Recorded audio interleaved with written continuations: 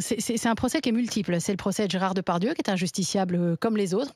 C'est le procès de l'impunité aussi, dont il a bénéficié pendant des années. C'est le procès des journalistes critiques de cinéma, qui savaient parfaitement ce qui se passait, des journalistes en général, pas tous évidemment, qui n'ont pas parlé. C'est le procès de tous ceux qui n'ont pas parlé sur les plateaux, par peur, par lâcheté, pour différentes raisons, par peur de perdre leur boulot, mais qui de fait se sont rendus complices. Il y a quelque chose de profondément écœurant dans cette tendance actuelle à condamner sans procès, à ériger des plateaux de télé en tribunaux populaires.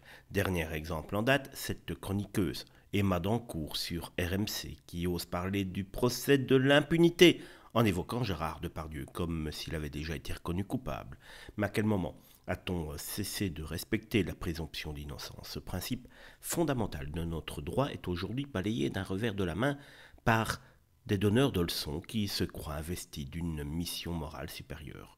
Le plus sidérant, ce sont précisément ceux qui prétendent défendre la justice et la parole des victimes qui piétinent allègrement les règles élémentaires du droit. Emma Dancourt ne semble pas comprendre une chose simple.